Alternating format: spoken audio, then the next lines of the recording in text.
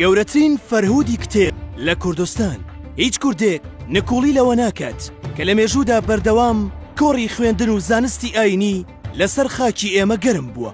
بەڵام کاتێک پرسیار لە پاشماوەی ئەو خوێندن و زانست و نووسینانە دەکەین، هیچ وەڵامێکمان دەست ناکەوێت وەک ئەوەی ئێمە فەرهەنگی خۆمان ون کردبێت. بەڵام کاتێک لەوە دەڕوانین کە هەندێک لە دەوڵەتان ویستی ئەوەیان هەبووە ڕەگەز و شونازی مرۆڤی کورد بسڕنەوە، زۆر ئاسان دەبێت بۆیان دەستیان بچێتە نووسین و مێژوو فەرهەنگەکەشمان. لەبەر ئەوەی لە کۆندا هەموو زانستەکان جێگەیان ناو کتێب بووە، هەر بۆیە لە هەر جێیەکی کوردستان کتێبێک هەبوو بێت سەبارەت بە دوژمنانی کورد وەک مەترسی سیر کراوە. هەر بۆیە هەوڵی فەرهود و وێرانکردن و لەناوبردنیان داوە. گەورەترین فەرهودی کتێب لە کوردستان ئەو کاتە بوو کە ئینگلیز پاش یەکەم جەنگی جیهانی هاتە ناو خاکی عێراق. لەگەڵ خۆیدا ژمارەیەکی زۆر بانکخوازی مەسیحی بۆ کاری تەبشیر هێنایە وڵاتەکە و بە کوردستانیشدا بڵاو بوونەوە.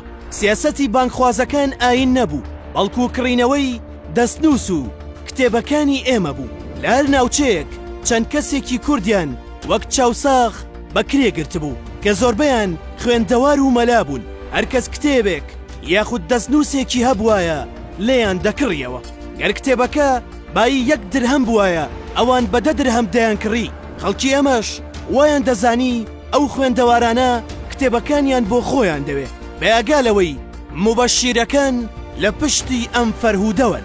بەم جۆرە کەسی وا هەبوو تەواوی کتێبخانەکەی خۆی فرۆشتووە. تاوای لێ هاتووە کتێب تەنیا لە ماڵی چەند شێخ و مەلایەکدا ماوەتەوە کە پێویستیان بە پارەی فرۆشتنی کتێب نەبووە.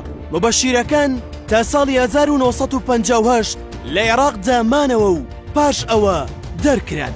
بەڵام دوای چی؟ وەک شێخ ڕەزا دەڵێت تازە ئەچێ بۆ بەسڕە بەعدە خەراب البەسڕە. ئەم فەرهودەی ئینگلیزەکان بووەتەمایی تەڵەخکردن و شاردنەوەی مێژووی کورد کە سەدان سەرچاوی گرنگ لەو هەڵمەتەدا ون کراون. بەناوبانگترین کتێبیش کە لە فەرهودەکەدا دیار نەما دەستنووسی ئەسابڵ ئەکرادی تەریخی کوردی دینەوەریە کە مێژوەکەی بۆ 1300 ساڵ بەر لە ئێستا دەگەڕێتەوە و یەکەم سەرچاوی نووسراوە لەسەر مێژووی کورد تاکە بەڵگەش کە بیسەلمێنێت. ئەم کتێبە پێشتر هەبووە ئەوەیە کە کتێبەکانی پاش خۆی وەک سەرچاوە بەکاریان هێناوە و ناویان بردووە.